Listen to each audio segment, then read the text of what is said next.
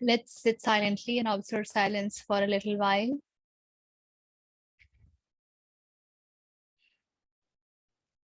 Get centered, get grounded.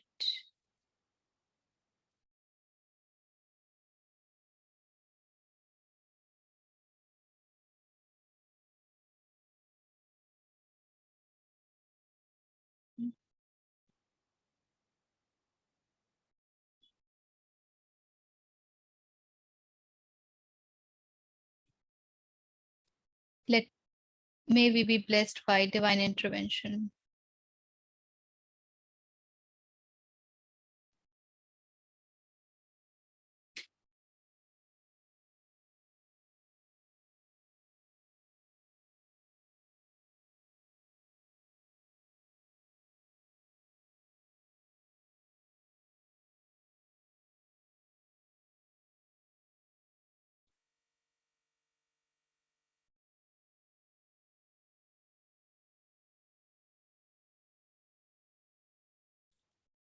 Okay,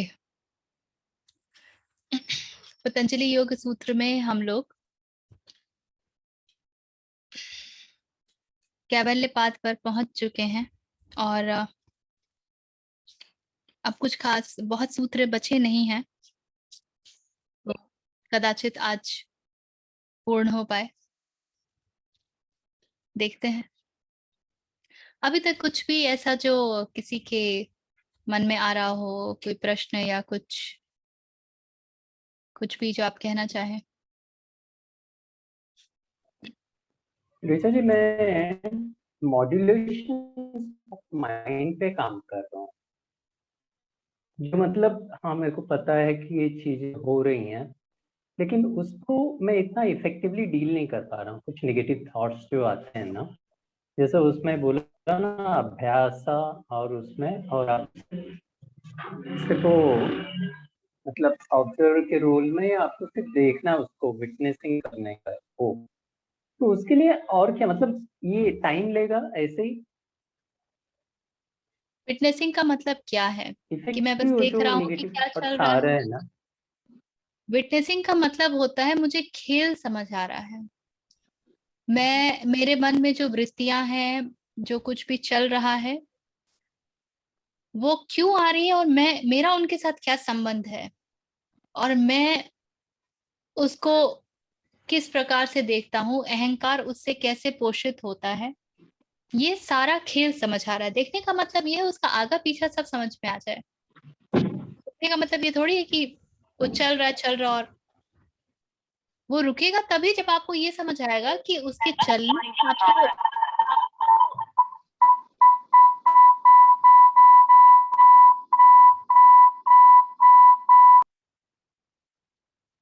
वो रुकेगा तभी जब आपको ये समझ आएगा कि उसके चलने में आपको बड़ा मजा आ रहा है, आप रस ले रहे हैं, एक आनंद है, प्लेजर सीकिंग है। ओके। और जब तक अच्छा। उस प्लेजर को आप रोकेंगे नहीं, तब तक वो हम्म। रुकने वाला नहीं है। देखने का मतलब होता है ये समझ आए कि उसकी उत्पत्ति कहाँ से हुई, वो मुझे कहाँ लेके जाना चाहता है, मैं उसके साथ किस तरह जुड़ा हूं।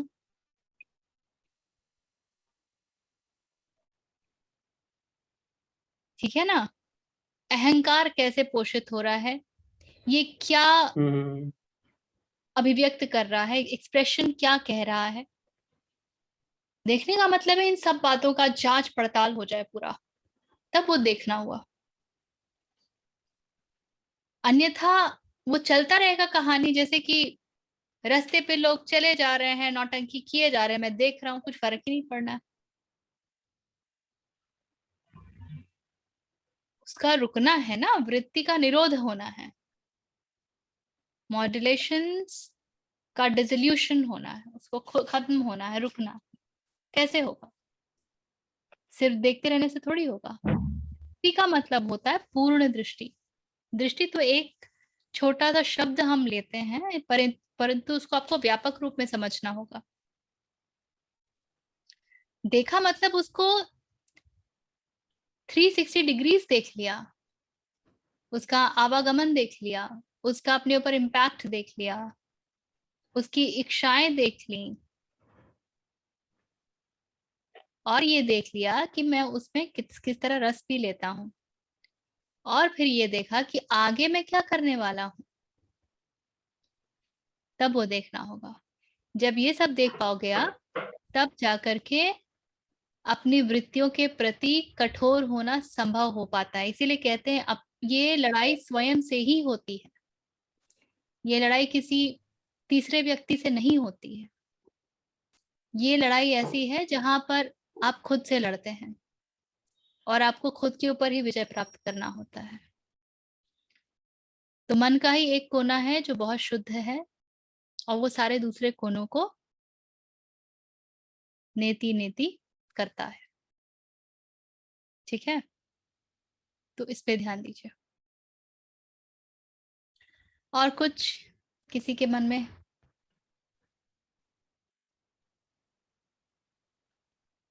आभा कुछ बोलना चाहती हैं? कठोर होना ही मुश्किल है, दिखता सब है, दिखता है, समझ में आता है, लेकिन कठोर होना तो बहुत मुश्किल है। बिल्कुल मुश्किल पता नहीं है। है, नहीं है ना, नहीं संकल्प बोलना चाहिए ना, उसी मुश्किल है। उसी को कहते हैं, संकल्प उसी को बोलते हैं। और अपनी विवशता बता देना बड़ा सरल होता है। विवशता बता दिया तो विक्टिम मोड में चले जाओगे, फिर victim ego.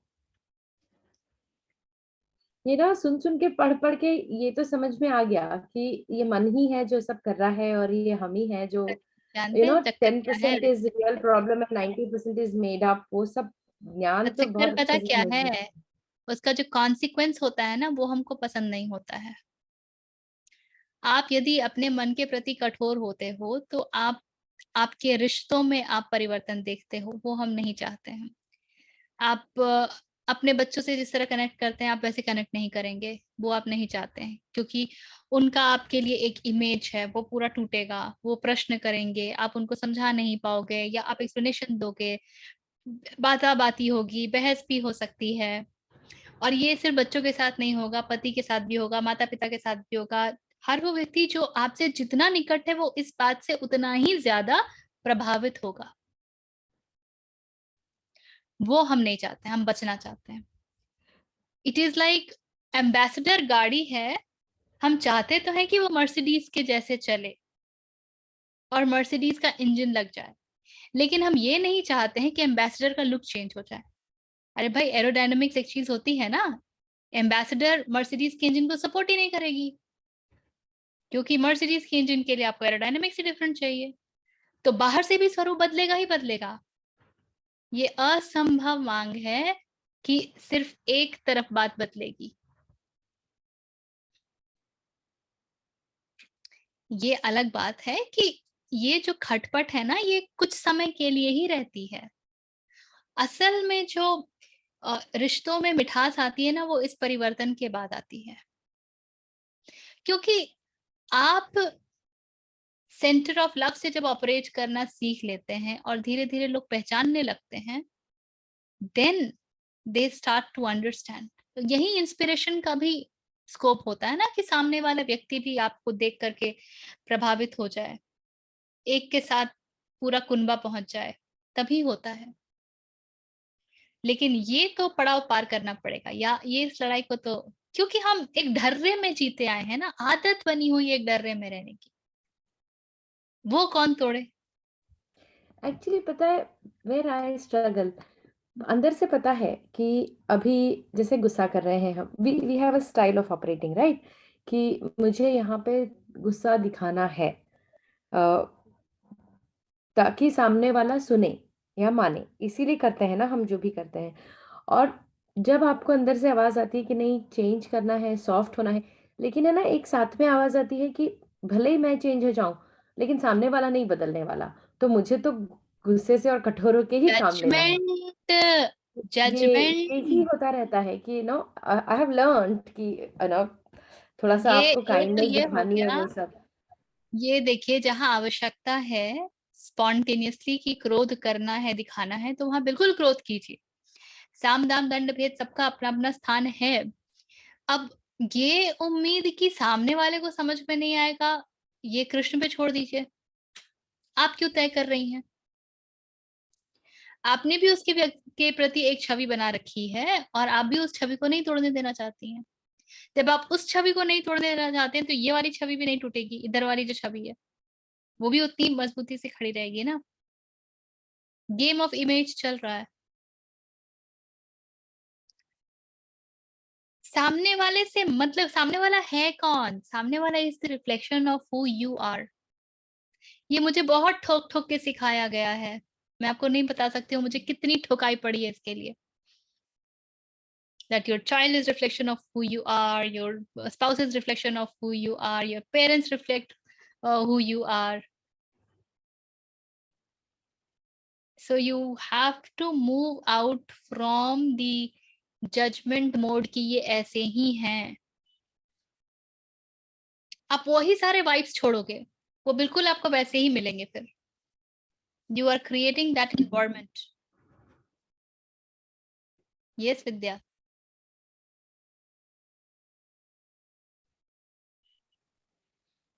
Yes.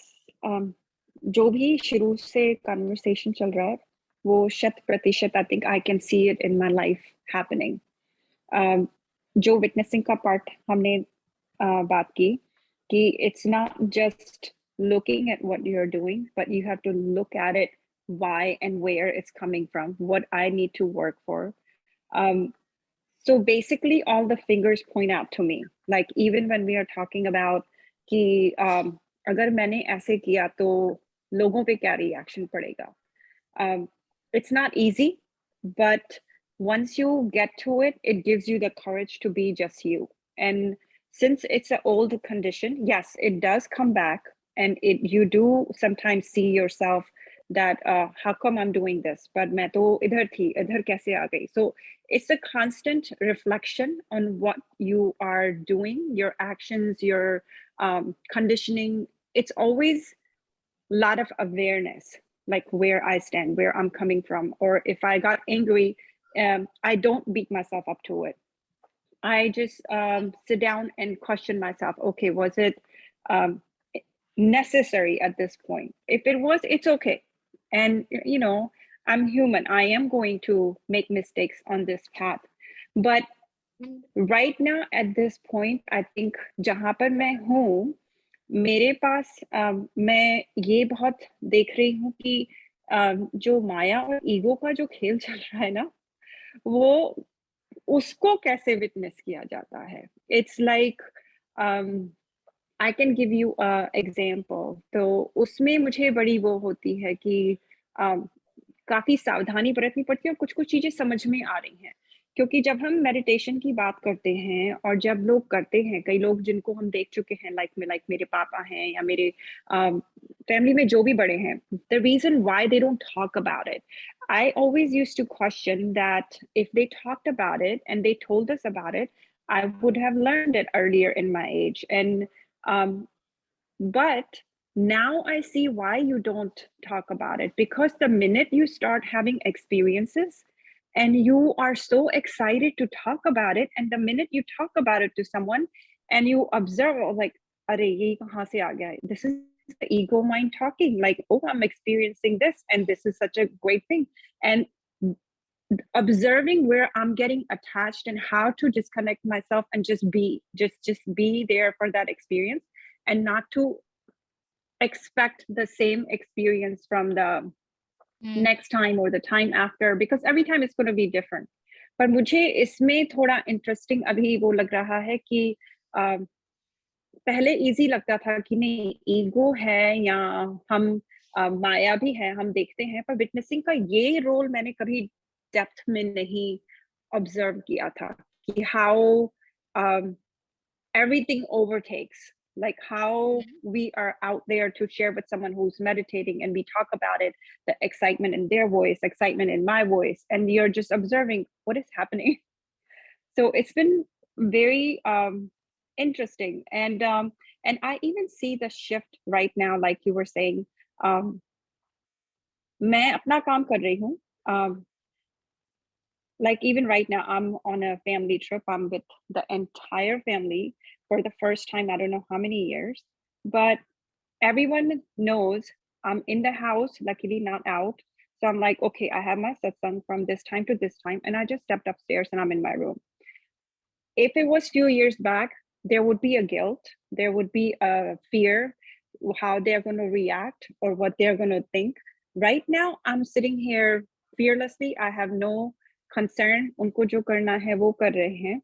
But it's, everybody shifts around you too. When you decide to go to be whoever you are, wherever you want to land, maybe yes, it's difficult in the beginning, like you said, the spouse, the kids, the family, everything it affects. But if you stick to it and be courageous to say, this is my time, this is what I am doing, everyone is okay. I mean, I haven't heard anyone saying anything. Yeah, correct. And Abha, what can support you in this entire process is surrender. So when you see lack of courage, जब भय लगता हो, हिम्मत नहीं आती हो, surrender. श्रद्धा, समर्पण. Allow existence to take over. Allow, if you connect with any Lord, deity, whatever, allow that to take over. Allow Shri Krishna to take over. तो सर्व हाँ पता धर्म है, त्याज्य, लेकिन वो लेट गो की हिम्मत जो नहीं आती है ना, उस पे काम करना है। वो लेट गो की हिम्मत अपने आप को बार बार बताने पे आएगी कि चेक भीतर क्या है ऐसा जो डर रहा है सरेंडर करने से, क्योंकि ईगो पकड़ना चाहता है, वो हर चीज का रिजल्ट अपने हाथ में चाहता है और हर चीज का रिजल्ट हमारे हाथ में होता नहीं है। सो कुछ परिवर्तन है जिससे भाग रहा है, जिसको नहीं देखना चाहता है। हाँ Parul,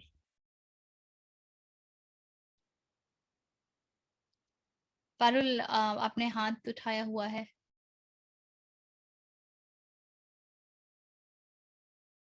okay, may be my mistake. चलिए फिर अच्छा बोलिए। Yeah. Really, please, I am not getting your voice at all. It's cutting off. Not getting your voice at all.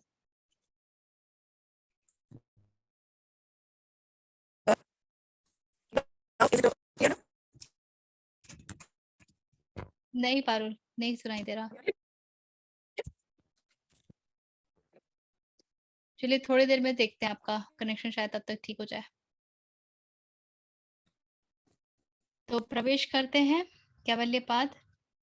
हमने 19वें तक किया था, 19वां को एक बार फिर से देख लेते हैं।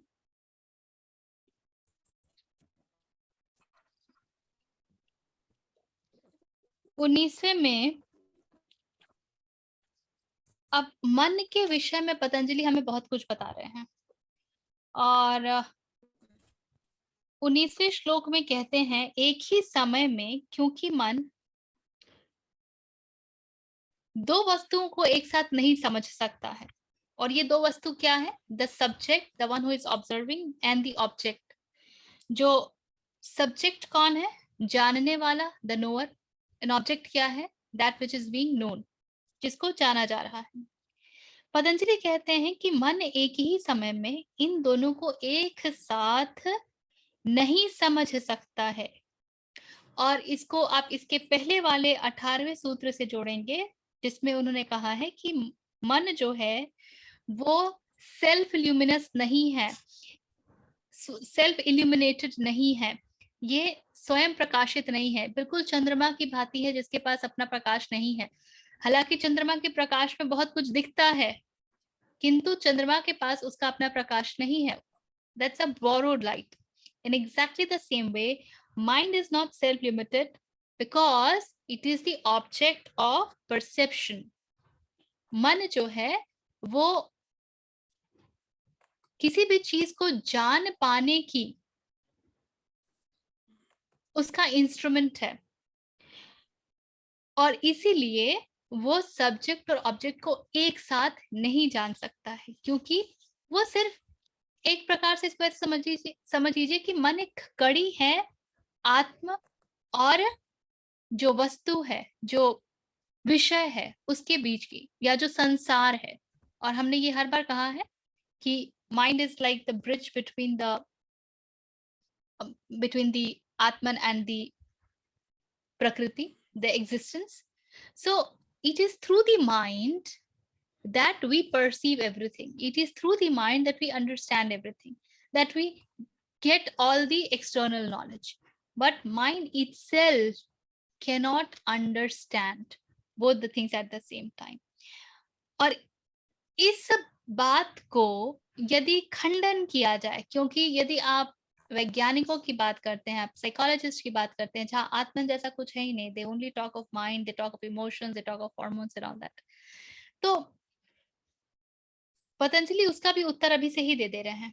यदि ये कहा जाए कि हमने ये कहा भी है कि मन के 100 हिस्से हैं, एक मन है जो आपका माता पिता से रूल्ड है, एक मन आपका प्रोफेशन से रूल्ड है, एक मन आपका बच्चों से डोमिनेटेड है, मन का एक हिस्सा आपके क्रिएटिविटी से डोमिनेटेड है, हॉबी से dominated, etcetera etcetera. So similarly there are 1000 fragments of mind. तो अगर एक बार आप ये कहें भी कि नहीं, मन का एक हिस्सा दूसरे हिस्से को देख रहा है, तो उस हिस्से को कौन देख रहा है? जो एक हिस्से को देख रहा है। और जब आप ऐसे करते जाएंगे तो there will be many fragments or many divisions of mind, and then the question is finally who is even seeing the last one? उसका उत्तर पहले ही पतंजलि दे देते हैं 20वें सूत्र में, और कहते हैं if one postulates a second mind to perceive the first, then one would have to postulate an infinite number of minds, and this would cause confusion of memory. यदि हम ये कुतर्क करें कि मन जो है, मन ही का एक हिस्सा है जो विटनेस है, जो उसको भी देख रहा है, जैसा कि हम हर बार कहते भी हैं कि मन का ही एक हिस्सा जो है वो विटनेसिंग माइंड होता है, आपको कैसे पता कि वही विटनेसिंग माइंड है? और इसीलिए फिर हमें स्रोत के पास, आत्मन के पास जाना ही पड़ता है। इसके पश्चात 21वें सूत्र में कहते हैं पतंजलि कि जो आत्मन है, जो प्योर कॉन्शियसनेस है, वो अनचेंजेबल है, अनपरिणामी है, अपरिणामी है, उसका कोई कार्य कारण नहीं होता है। As the reflection of the consciousness of Atman falls into mind, the mind takes form of Atman and appears to be conscious. Now this is just the extension of the 20th सूत्र, जब हम ये कह रहे हैं कि मन अंततः वो एंटिटी है जिसके द्वारा सब कुछ समझ आता है, किंतु that is not self illuminated, रोशनी उसे किसी और से ही मिलती है। तो ये भी प्रश्न आ सकता है कि अच्छा यदि ऐसा है तो मन कॉन्शियस कैसे हो जाता है? How mind becomes conscious? क्योंकि हम तो हर बार कहते हैं ना, बी कॉन्शियस, तो हम आत्मन की तो बात नहीं कर रहे होते हैं, हम तो मन की बात कर रहे होते हैं। It is the mind that becomes conscious. उसी का उत्तर देते हुए पतंजलि कह रहे हैं कि जब आत्मन की रोशनी मन पर पड़ती है, तो मन जो है उस रोशनी को एब्जॉर्ब करता है और उसी को रिफ्लेक्ट करता है, जिसमें हम सब कुछ स्पष्ट रूप से देख पाते हैं। So the entire process of observing the mind, which is also done by the mind only, कोई आत्मन आकर कर ऑब्जर्व वगैरह नहीं कर रहा है, आत्मन को कोई रुचि नहीं है ऑब्जर्व करने में। So this entire process of observation of mind, which is finally being done by the mind, is because it is being powered by Atman. ये बात समझ आ रही है? कुछ भी देखने के लिए हमें रोशनी की आवश्यकता होती है, पर क्या हम रोशनी को देख सकते हैं? Can we ever see light? only when we see things, because light has fallen and the thing is obstructed the light and hence it is reflecting the light, and that's why we see things. यही कहानी है ना, आप पूरी physics इसमें ले आइए. Light का क्या कहानी होता है? रिफ्लेक्शन पड़ता है, वो आपके आईज में जाता है, इन्वर्टेड इमेज बनाता है, and all that. So we know that light is there because we can see things. Do we really know that light is there because we can see light?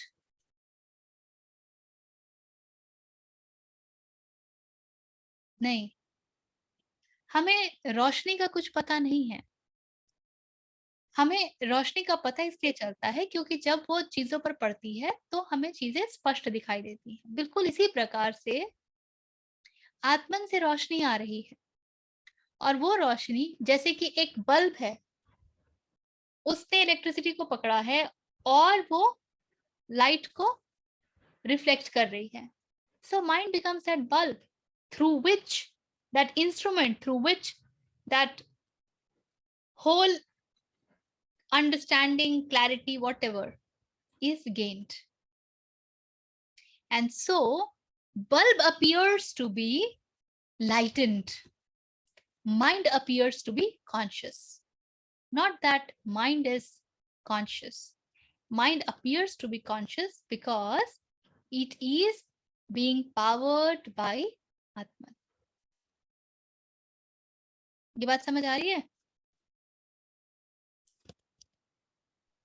इसके हाँ आगे कहते हैं, हाँ हाँ नहीं श्रीजी. नहीं, समझ में आ रहा है, समझ में आ रहा है, समझ में आ रहा है. इसके आगे 22वां में यही कहते हैं पतंजलि कि मन इसलिए देख पाता, इसलिए समझ पाता है क्योंकि ये दोनों चीजों को ही रिफ्लेक्ट करता है. आत्मन को भी रिफ्लेक्ट करता है और जो विषय है उसको भी रिफ्लेक्ट करता है. चित्त जब दृष्टा और दृश्य, चित्त जब दृष्टा और दृश्य दोनों से रंजित होता है, so it is coloured by both the knower, दृष्टा, the Atman, and the object which it is perceiving, then it is able to understand everything. So the mind has immense capability. हम कई बार कहते हैं ना, मन की काबिलियत के ऊपर शंका मत कीजिएगा. You do not know how it can trick you and what all it can do. The power of mind. और power of mind के ऊपर कितनी बातें होती हैं. You have the entire Western science working on the power of mind. Patanjali says, yes, mind is capable of understanding everything. Everything. But when? Only when it is colored by both the Atman and the object of perception. So why Atman? Because without the power of Atman, it can't understand. Why the object? That object on which it doesn't pay attention, it can't understand. हम कहते हैं ना, जंगल में मोर नाचा, किसने देखा? नाचा होगा, उसका शायद एक इम्पैक्ट क्रिएट हुआ होगा, किंतु क्या मैं झूमी उस नृत्य के साथ? मुझे तो पता ही नहीं. शायद इस समय भी कई मोर कहीं ना कहीं नाच रहे हों, मुझे तो पता ही नहीं. तो मेरे मन में वैसा कोई विचार आएगा ही नहीं. इसी समय संसार में कई स्थान पर युद्ध हो रहे हैं, पर क्या हमको कोई फर्क पड़ रहा है? नहीं पड़ रहा है, क्योंकि उसके बारे में हमें इस वक्त कोई सूचना नहीं है. आप वही टेलीविजन खोल लीजिए and get into the news and see what happens then. So mind is capable of knowing about everything if, and is capable of knowing को भी समझना पड़ेगा. Is capable of knowing not by your opinions, by your prejudices and biases. Is capable of knowing का मतलब है fact को fact की तरह से देख पाने की क्षमता है मन की. मन हर चीज को जैसे है बिल्कुल वैसे, बिना किसी एडिशन या सब्सट्रैक्शन के देख सकता है, without the gestalt, clearly. the way it is, 360 degree. That is that capability mind has. But that capability only can be seen or experienced when mind is being powered by Atman, which is you are able to keep aside all the biases and judgments and prejudices, and you are willing to look at things the way they are, and you are looking at the stuff or the subject or the object, both the things. Yes, Vidya. Can we think of that place when you have the combination of devotion, surrender, grace, kripa that we kind of talk about, or related to the point where जब गीता में उसे जिन्होंने संजय ने जब narrate किया था गीता का उसका सारे युद्ध का जो सीन था, तो जिस उसके लिए भी उसे उसको ईश्वर से कृपा मांगनी थी कि भाई मुझे वो नेत्र दो, वो चक्षु दो कि मैं देख सकूं, क्योंकि वो तो दूर बैठे थे. The mind wants to see it, but he asked for the, how do you say it, कि मुझे ऐसे नेत्र दो कि मैं वहां यहाँ से बैठे भी वो सब देख सकूं. These Yeah, are two the different vision of that. These are two different things. यहाँ पे बात हो रही है कि मैं आप जिस भी वस्तु को देखते हैं ना, whatever you look at, your mind is capable of knowing it totally. Your mind is capable of knowing its composition, where it has come from, what it is for, blah blah blah, whatever can be known about that particular object. But the mind can know this only when it is powered by Atman. What does it mean by being powered by Atman? It implies that you are free of judgments, biases, prejudices, your own personal opinions. If you are being clouded by all these, then what you see is not really the object. Then what you see is your opinion. Then what you see is your judgment. Then what you see is your prejudices. That is it's the like dropping all yeah. the layers. Yes, then you are able to look Like, at every layer of it. Yeah, like all the conditioning, biases, and then finding that clarity. Correct. Right. So the mind has to be powered by Atman and should be able to इसको दोनों दृष्टि से देख सकते हैं Rohit. So Rohit is saying, is it a siddhi? Like ability to observe an object all the way to atomic level. The point is not about observing it to the atomic level. However, it can be looked at both the levels. The level that you are talking about, that is also possible. And otherwise also, even in our everyday life, we can understand. I do not need to understand everything up to the atomic level. But to whatever level I understand, I have to be free from prejudices and opinions. So a siddhi will allow you to know it in and out in a totally different way. But even as a normal human being, what we see is quite enough.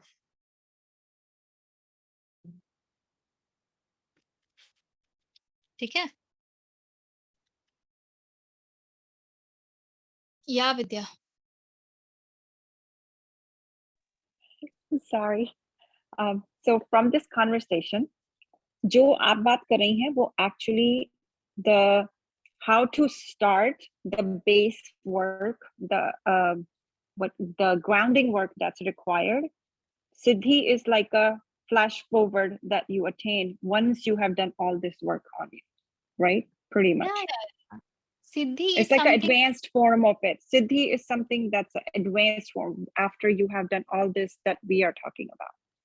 If you where we get attached to it too, like we talked about have, in the past.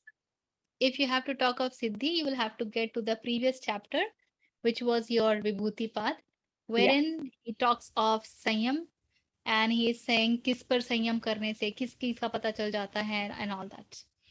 So that is all about Siddhi. But the point here is not that. Now he is actually coming very simply to mind.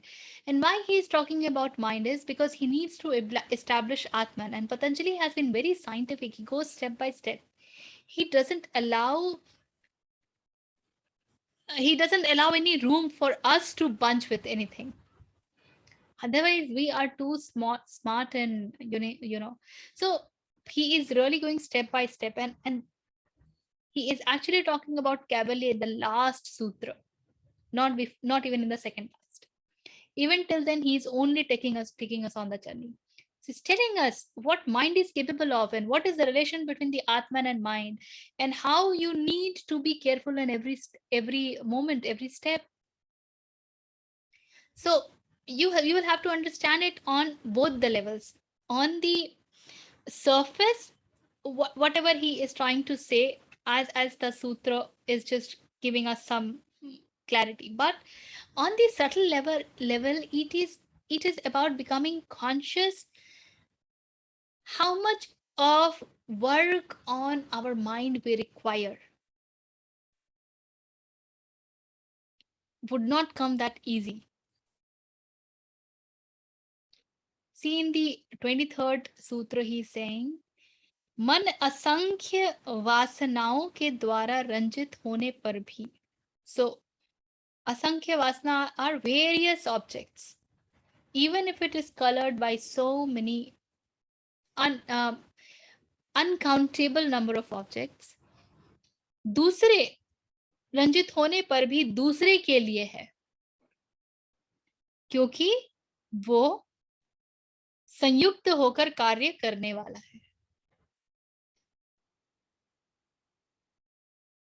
So despite the fact that it gets colored by thousands of this thing, and I'll take you to the definition of अंतःकरण.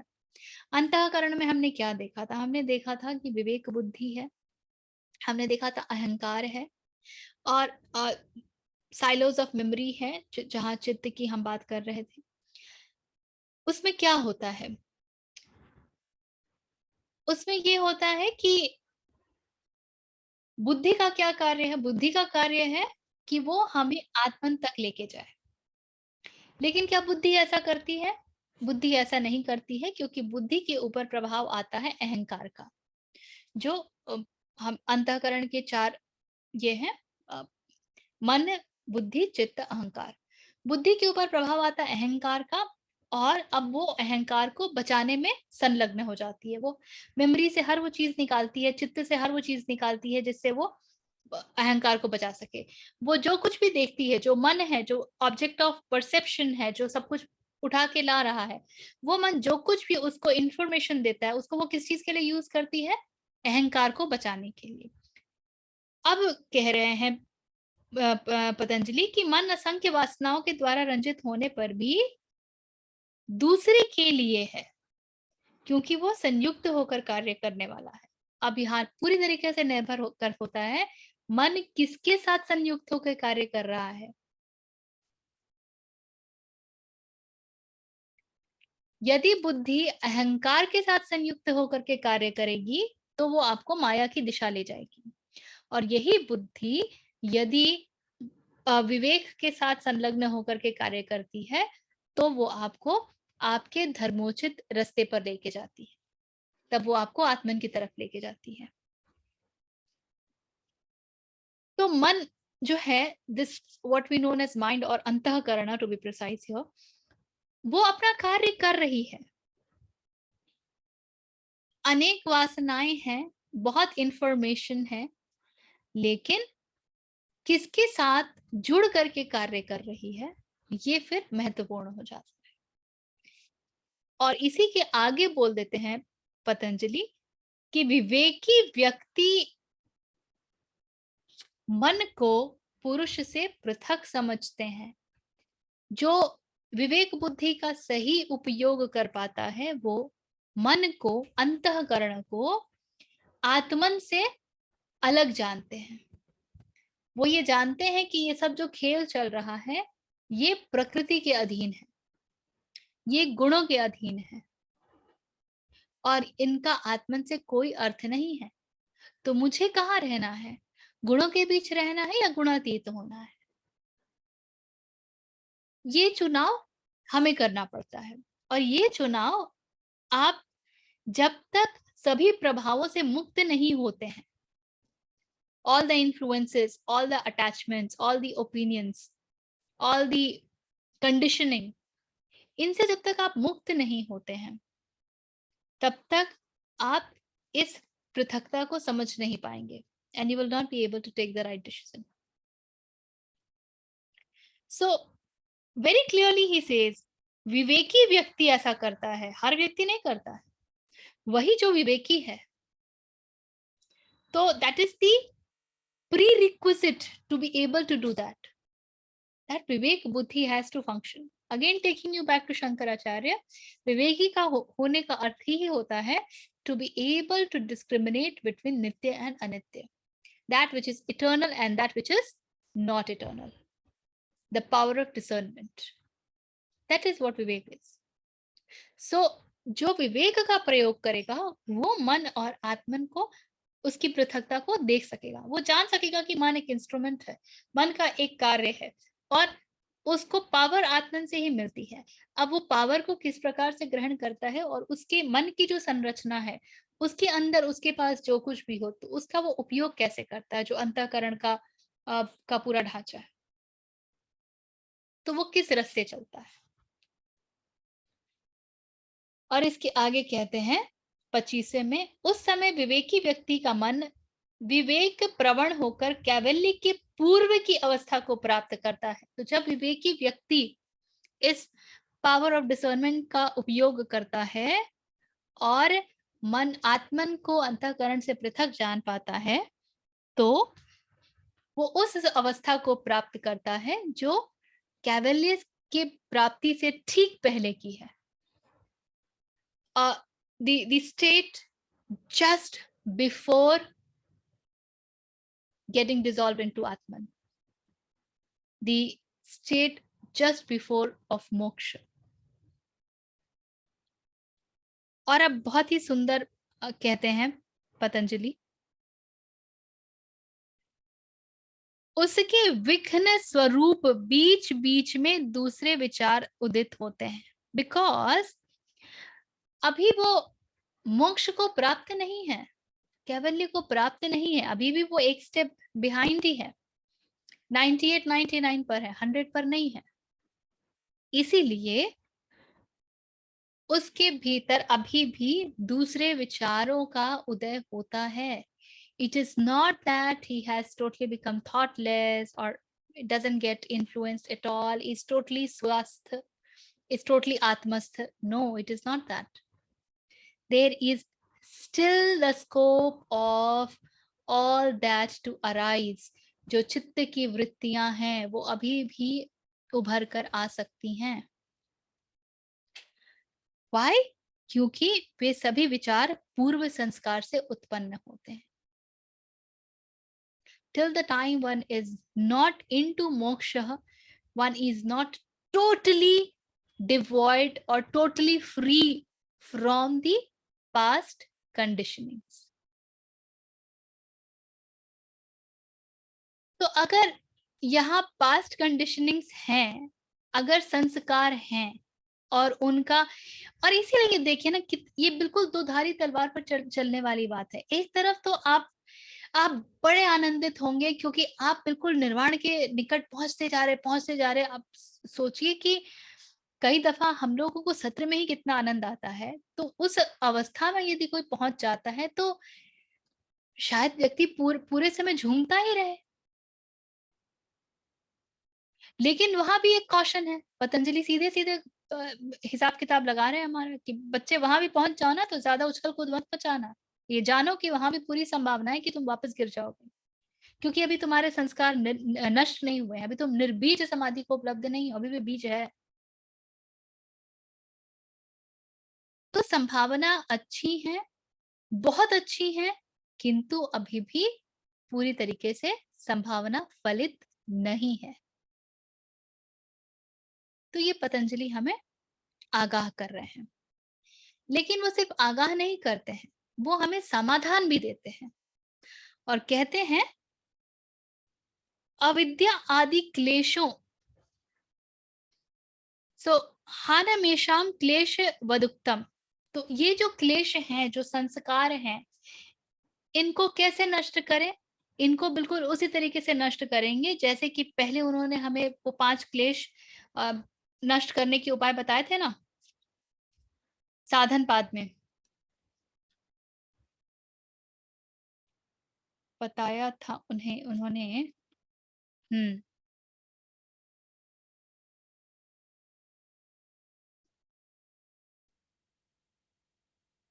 5 क्लेश बताया था, अविद्या, अस्मिता, राग, द्वेष और आसक्ति। उन पांचों का उन पांचों का पूरा विश्लेषण दिया था और फिर बताया था कि ध्यान के द्वारा उन क्लेशों की स्थूल अवस्था का नाश किया जा सकता है। और ये भी बताया था कि यही क्लेश जो हैं वो कर्म या संस्कार के आधार होते हैं। यदि ये क्लेश ना हो तो व्यक्ति किसी खास प्रकार के कर्म में कभी भी सॉरी उद्यत नहीं होगा।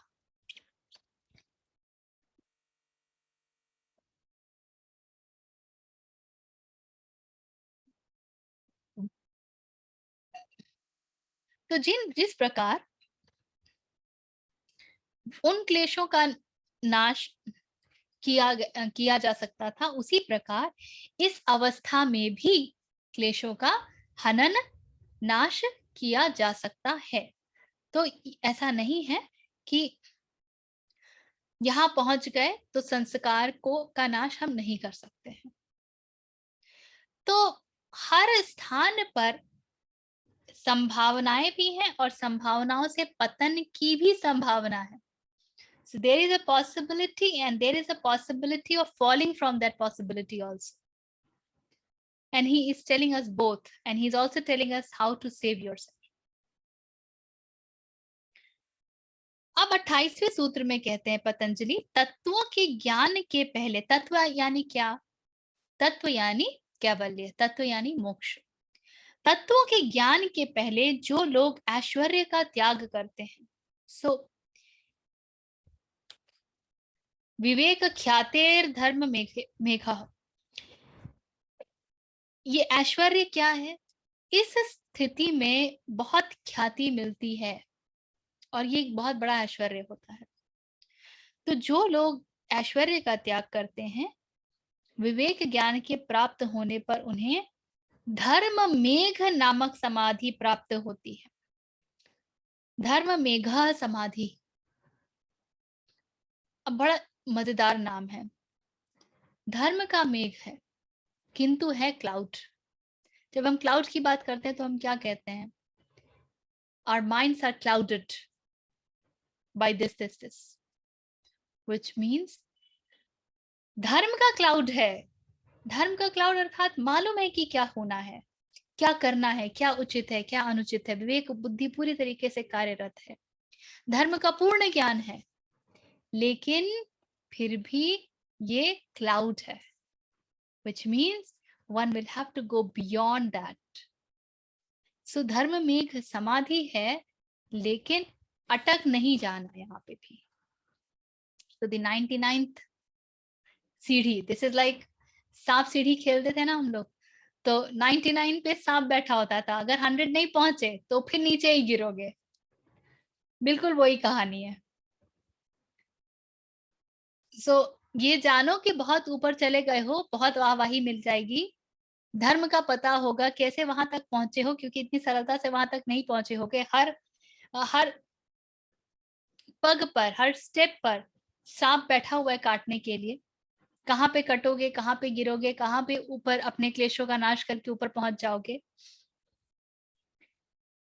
और करते करते जब वहां पहुंच भी जाओ तो ध्यान रखना कि यहाँ पर इस विवेक ख्याति का त्याग करना पड़ता है। 29वें श्लोक में कहते हैं, धर्म मेघ नामक समाधि के होने पर क्लेश और कर्मों का सर्वथा नाश हो जाता है। ये वो स्थान है, देखिए कितना सुंदर स्थान है। कर्मों का भी नाश हो गया। कर्मों का नाश मतलब क्या हुआ? Now I am out of the cycle of Karma. सारे संस्कार मिट गए, क्लेश मिट गए, जो मुझे गिराएंगे, जो संस्कारों के उत्पत्ति का और कारण बनेंगे, वो सब मिट गए हैं। सारे कर्म मिट गए हैं, सबका नाश हो चुका है। और इसीलिए धर्म के मेघ हैं।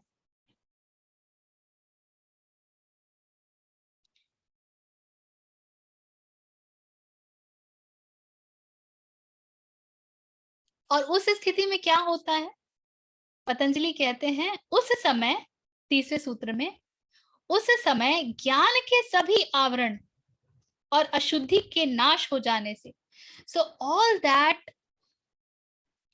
ज्ञान का आवरण क्या है? माया है। तो माया का पूरी तरीके से नाश हो चुका है। माया ही अशुद्धि का भी रूप है, उसका भी पूर्ण तरीके से नाश हो जाता है।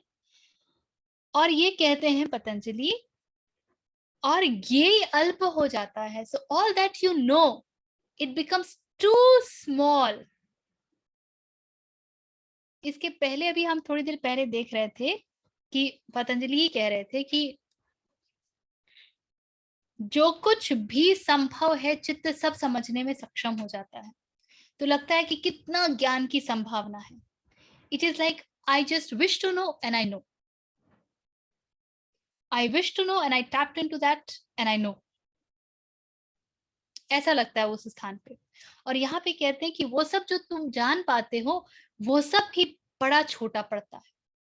So as you go above, as you rise above the ladder, all this is becoming, it's like, जो हमें धरती पे बड़ा, बहुत बड़ा सा लगता है, हम ऊपर से देखते हैं तो वो हमें कैसा पिद्दी सा लगता है, और लगता है कि इतना छोटा, हम इसके लिए लड़ाई करते हैं। ट्रैफिक में हॉर्न मारो तो कैसा लगता है, और ऊपर से देखो तो ट्रैफिक कैसा लगता है।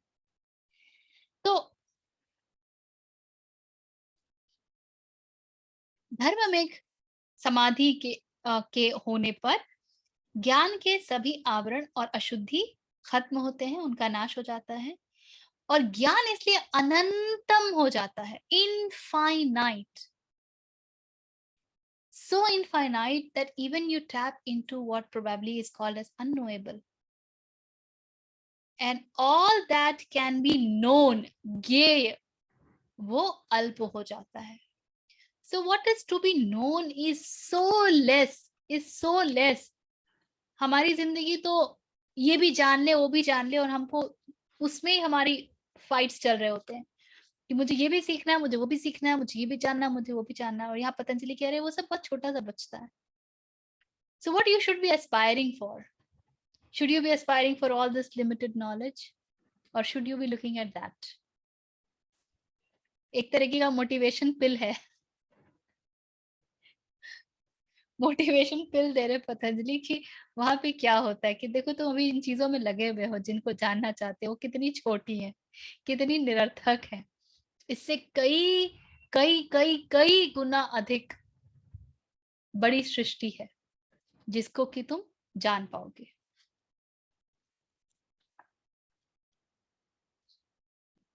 फिर कहते हैं 31वें में, गुणों का काम समाप्त हो जाने के बाद उनके परिणाम भी समाप्त हो जाते हैं। गुणों का कार्य मतलब प्रकृति का कार्य, प्रकृति ही गुण है। जब गुणों के बीच का इंटरप्ले होता है तो हम वैरायटी, प्रकृति में वैविध्य देखते हैं, एग्जिस्टेंस में हम वैरायटी देखते हैं। इस स्थान पर पहुंच के गुणों का सारा कार्य समाप्त हो चुका है, क्योंकि गुण भी क्या है? गुण भी एक प्रकार की अशुद्धि है। There is disbalance in the guna, then only we see so much of variety in the prakriti. If that comes into balance, then we move towards the purusha. So now the job of guna is done, and hence there is the entire sequence of cause and effect that has ceased to exist for the particular person who is at this zone.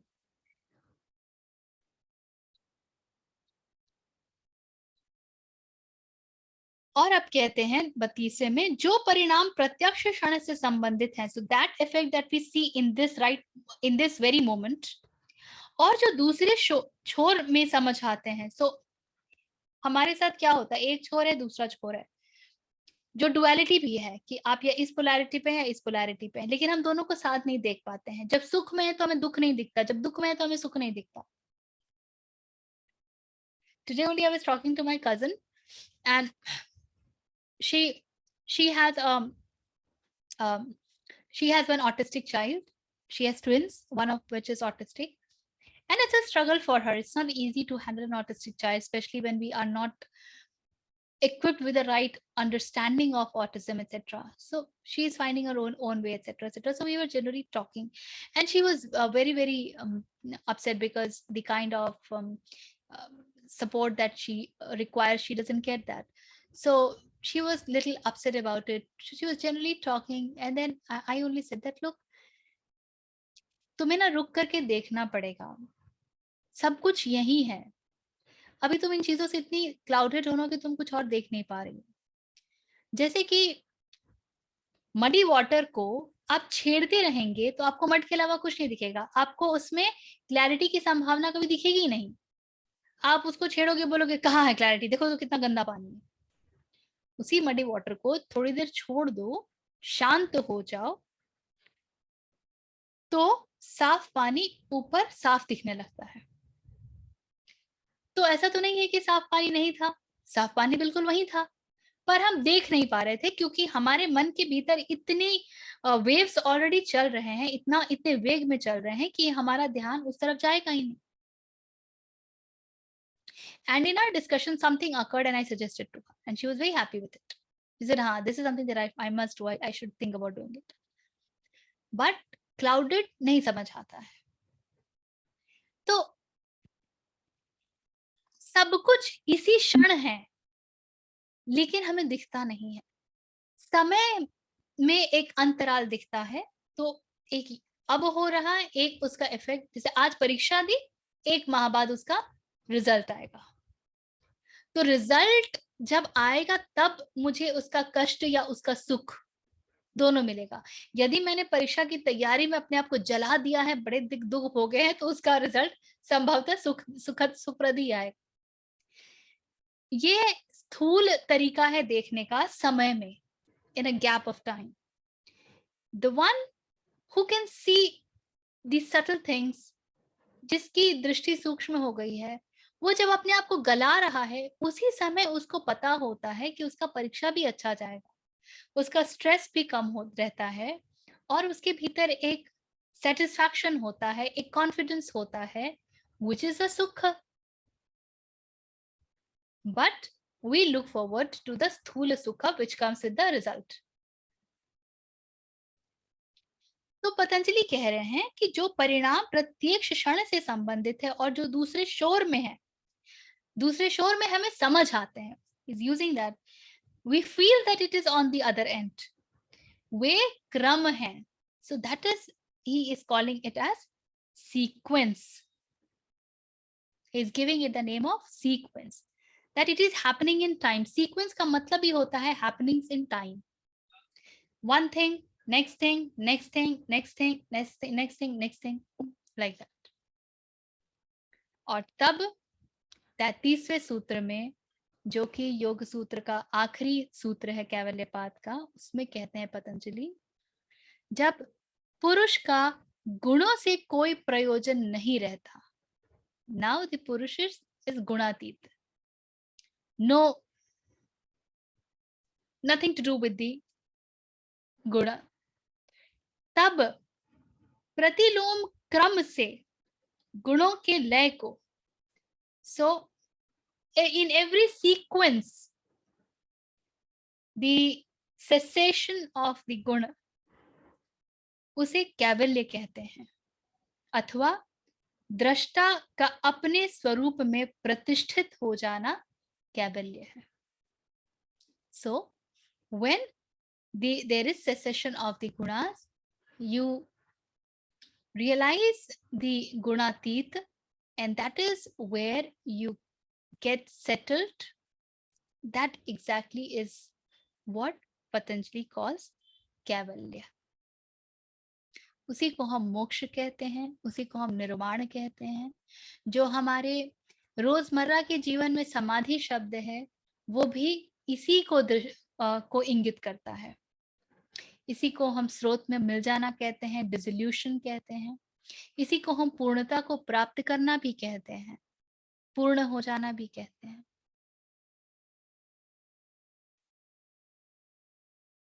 तो यहाँ पर पतंजलि योग सूत्र समाप्त होती है.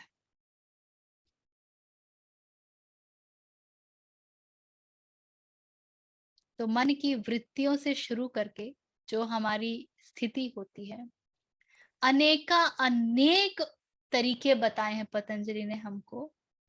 और फिर वो हमको अष्टांग योग के विषय में बताते हैं, फिर वो हमें संयम के विषय में बताते हैं, और संयम के ये भी बताते हैं जो उससे प्राप्त होगा, और उसके बेनिफिट्स भी बताते हैं, और उसका पिटफॉल भी बताते हैं.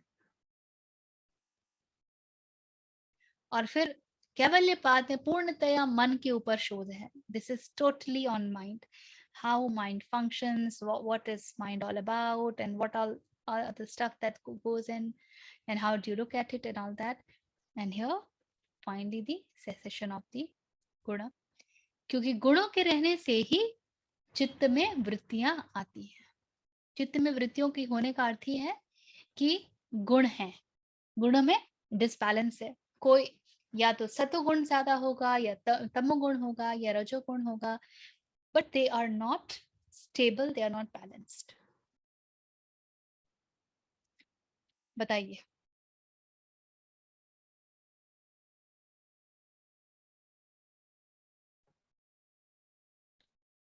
एक सवाल एक्चुअली आ रहा था कि जैसे हम सीख रहे हैं अभी, तो कि जैसे दिस फील्स लाइक कि जैसे हम टेक्स्ट बुक पढ़ते हैं ना, तो उसके साथ में एक कोई टीचर चाहिए रहता है कि जैसे like how to implement all that. And this is like far more like ना, एटलीस्ट जब हम कुछ पढ़ रहे हैं तो मेमोराइज करके भी एग्जाम दे दोगे, पर ये तो थोड़ा सा और डिटेल में है ना. लाइफ है. तो फिर जैसे ऐसे कोई गुरु या ऐसे कोई संस्था वगैरह होती है कि जो ये सब हमें जैसे सिखाए, जैसे कि आयंगर, एक तो हमने सुना है कि आयंगर जो योगा होता है वो इसमें काफी ऐसे बताते हैं. मुझे पता नहीं है डिटेल में, बट इट इज लाइक ये करके ना, सुन के उसको पूरा उसको अनुभव करना इज क्वाइट डिफिकल्ट है मुझे ऐसा.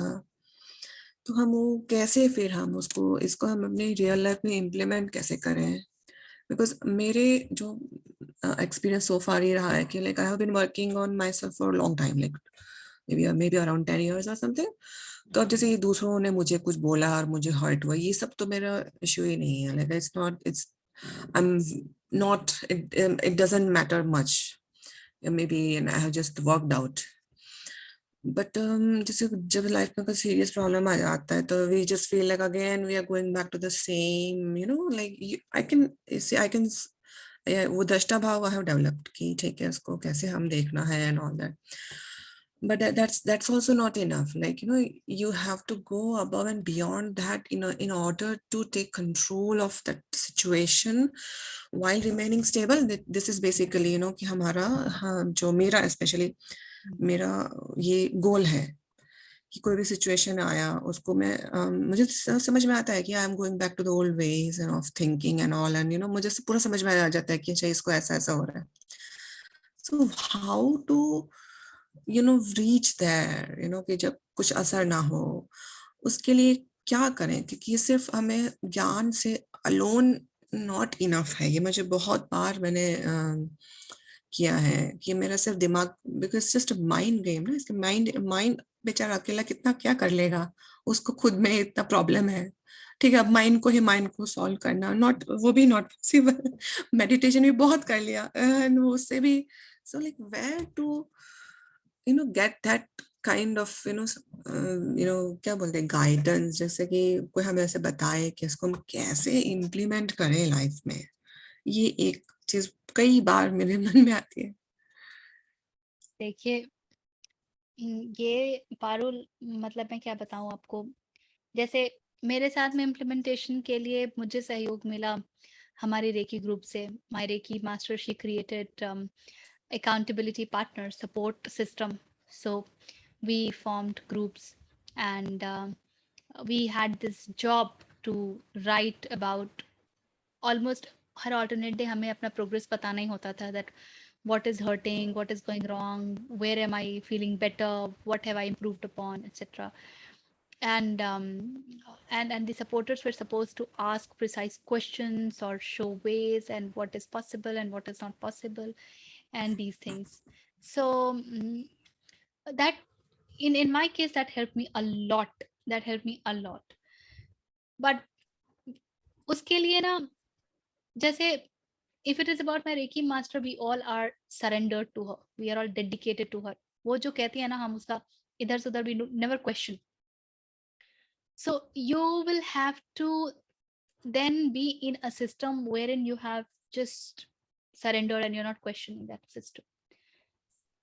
मन ही हम ही उसके पीछे विरुद्ध जो है ना, ये कर लेते हैं, रिवोल्ट कर लेते हैं कि नहीं, मैं क्यों सुनूं, मैं क्यों बताऊं. And we don't feel comfortable opening, we feel very vulnerable, and we don't want to show our vulnerability, which is trying to protect the ego. ये हो जाता है. So if that is something that you want to do, you can work with me. I am always welcome. If you want, we can create a group and we can stay monitored and all that. मैंने तो कितनी बार कहा है कि Sikar group में भी लिखिए, but हम नहीं लिखते हैं. जो लिखते हैं उनको उत्तर भी मिलते हैं. मैंने कभी भी उत्तर देने से जो भी मुझे स्ट्राइक किया है, आई हैव नेवर बीन पीछे उसके. बट सपोर्ट से पहले सपोर्ट लेने के लिए तैयार भी होना पड़ता है ना पारुल. आई थिंक अभी बहुत ज्यादा उसमें मैं हूँ ना, तो ऐसा लग रहा है अभी कहाँ से कौन सा सपोर्ट लेना मुझे. ये एक फैक्टर होता है. अपने आप को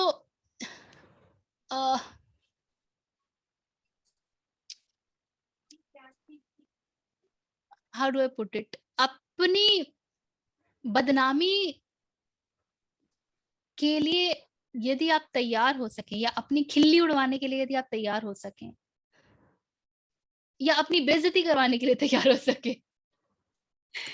Exactly. Very rude, but this is how it is.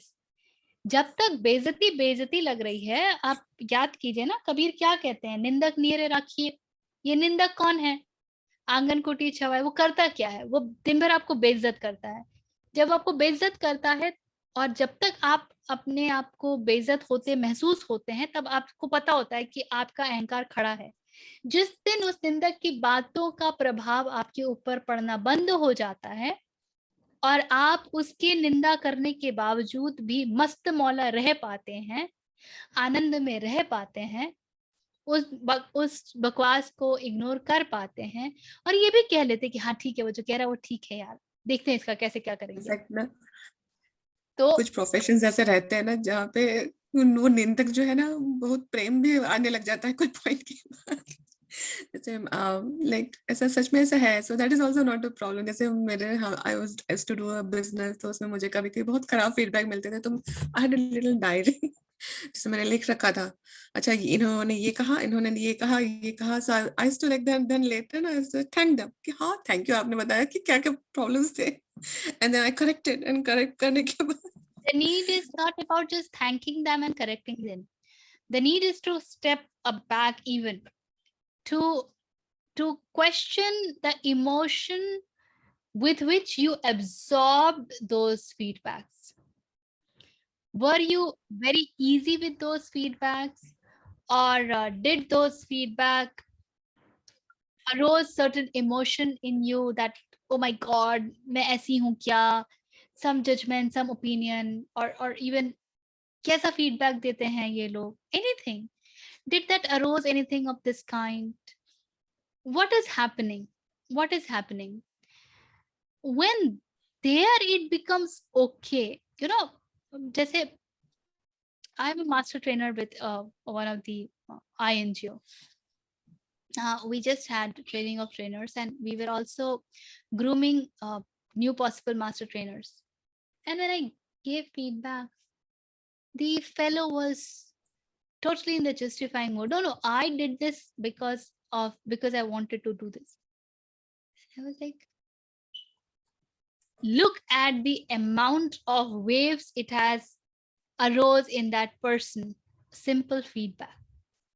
A feedback is something that as the participant I am receiving, I am finding you to be like this. So you may have reasons, or you may not be like that, but that is how you are appearing to me. And that's how I'm giving you feedback. So instead of just being okay with that, okay, let me see what can be done, and being easygoing, justification. So maybe even later, if the person would have thought about it, would be working on it also. But वो later हो गया ना, immediate आपका first hand reaction कैसा था? आप response में थे कि reaction में थे? बात वहां से शुरू होती है.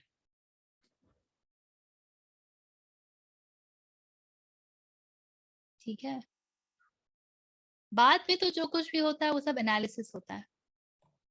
दूसरा एक जैसे हम लोग जो हम सीख रहे हैं उसमें फिर हमारे लाइफ जैसे लाइक ना लाइफ पे चेंज नहीं आ पा रहा है. जैसे like there are some struggles and so is it like destiny का है, या जैसे मुझे ऐसा लगता था और मैंने कुछ महसूस भी किया था कि जैसे कि होता है ना कि जब हमारा एटीट्यूड चेंज हो जाता है तो लाइक पीपल आल्सो चेंज, या तो वो चले ही जाएंगे या नए आएंगे and all that. But to other level जैसे देयर आर अदर एस्पेक्ट्स जो कि उसमें लाइफ में चेंज क्यों नहीं आ पा रहा है और कहाँ अटक रहे हैं वो समझ में एक तो दूसरा नहीं आ रहा.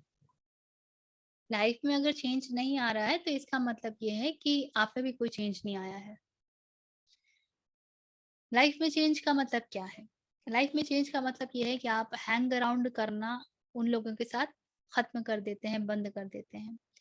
आप जिनके साथ समय बिताते थे, जिन चीजों के साथ समय बिताते थे, जहां पर आप अपना समय व्यतीत करते थे, जहां आप टाइम पास करते थे, वो सब चीज बदल गई है. आप शायद कुछ सीरियल्स देखते थे, वो आपने बंद कर दिए हैं. कुछ अलग प्रकार के सीरियल्स आ गए हैं. आप किसी प्रकार के पुस्तक पढ़ते थे, वो बदल गए हैं. अब आप अलग प्रकार के पुस्तक पढ़ते हैं. आप किसी प्रकार की संगति करते थे, वो बदल गए हैं. आप अलग प्रकार की संगति करते हैं. आपके पास किसी प्रकार का प्रोफेशन था, नाउ यू आर ग्रूमिंग कि मैं इस प्रोफेशन से निकल के दूसरे प्रोफेशन में जा सकूं. These are few of the जो स्थूल, जो ग्रॉस चेंजेस हैं जो कि आप देखोगे. जो सटल चेंज है वो तो ये होता है that you start to become more centered, in the sense मन से डर जाने लगता है. एक जो कुछ भी हो रहा है उसके प्रति एक श्रद्धा भाव आने लगता है. That probably this is how this life was supposed to be, and it's okay, and it's all right. Despite all the struggles, despite everything that my mind perceive it as not okay, it is still okay, because this is what is important for me. जहां पे श्रद्धा आने लगेगी, you will automatically start dancing. आपको याद होगा मैंने ये कहानी बीच में 2-3 बारी शायद कही थी कि वो जो सूफी संत था, अपने इनके साथ निकला था और गांव में किसी ने भोजन नहीं दिया, वस्त्र नहीं दिए, और ठंड समय थी, और है ना, तो आधी रात में वो संत नाचने लगता है कि तूने तो मुझे सब कुछ दिया, और भड़क गया उसका चेला कि क्या दिया, ना भोजन मिला, ना गर्म कपड़े मिले, ठंड भी हो रही है, कुछ तो नहीं दिया. तो नाचता है कि अरे तूने मुझे वही दिया जो मुझे चाहिए था. मुझे चाहिए था कि मैं इसी सिचुएशन को इंड्योर करूं, कि मेरे पास भोजन ना हो, कपड़े ना हो, और फिर भी मैं तेरा गाना गा सकूं. तो you have given me a reason to test myself, and I am very happy that I am able to do that. तो परिवर्तन शुरुआत होती है आपके मनोदशा से, how your mindset is. The next level change, when the mindset changes, the next level changes how you respond to it. then your reaction changes, you move towards response. After the response start to happen, then see gross changes जो है वो सबसे देर में होते हैं. Gross दूर होता है ना, सबसे इमीडिएट तो वो है जो सटल है. एटॉमिक चेंजेस फास्टर होते हैं ना. So it will always start with the subtle and the gross will take time. And gross changes आप जो डिमांड कर रहे हैं, शायद आपकी डिमांड ही खत्म हो जाए. Who knows? आपको लगता हो कि आज ये बदल जाए तो अच्छा है, शायद उसकी आवश्यकता ही गिर जाए. देखिए बदलाव अपने आप हो गया, बिना किसी बदलाव के सारा बदलाव हो गया. तो अगर कोई परिवर्तन नहीं समझ आता है और भीतर अभी भी जद्दोजहद जारी है, कॉन्फ्लिक्ट जारी है, मन अभी भी महाभारत का मैदान बना हुआ है, तो अभी परिवर्तन आए हैं ऐसा आपको इंटेलेक्चुअली पता है. आप काम कर रहे हैं अपने ऊपर, ये बहुत अच्छी बात है, बहुत सुंदर बात है. यहाँ तक भी बहुत कम लोग पहुंच पाते हैं कि अपने ऊपर काम करें, इसकी आवश्यकता है. किंतु अभी काम बहुत तीव्रता से शुरू नहीं हुआ है.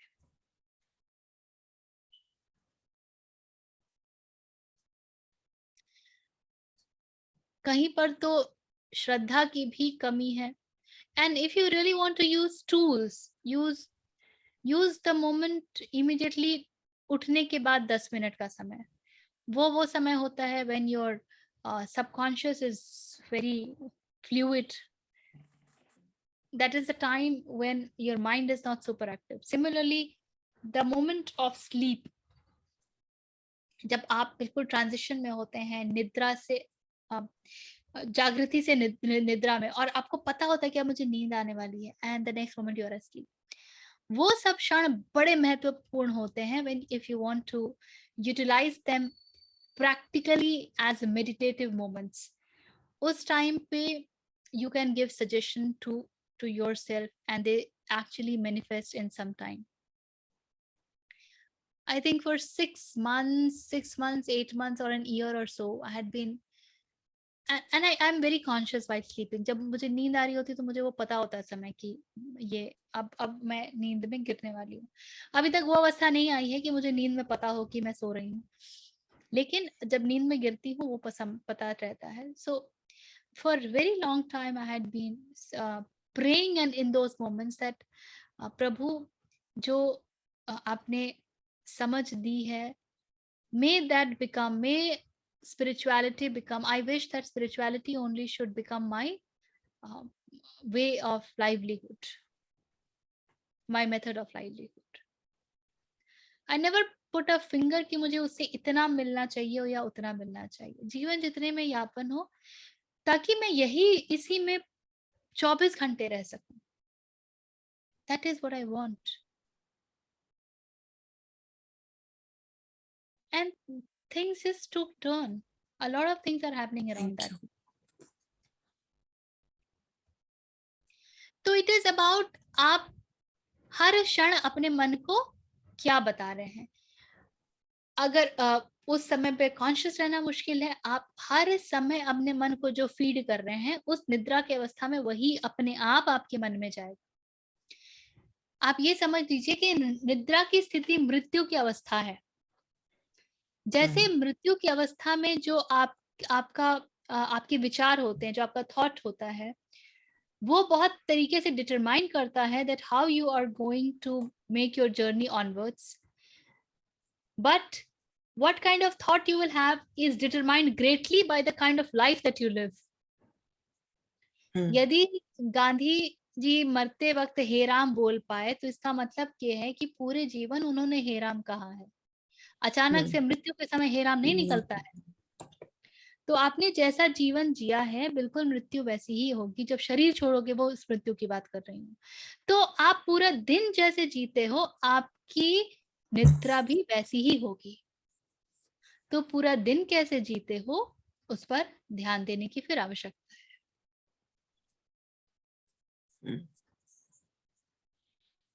ठीक है. Thank you. Welcome. Okay. Anything else? Then let's close the session. Please sit straight. Close your eyes. Take a deep breath. If you remember it, you can chant along with me, or else just be with it. Om Purnamadah Purnamidam Purnat Purnamudachyate Purnasya Purnamadaya Purnameva Avashishyate. Om Shanti Shanti Shanti.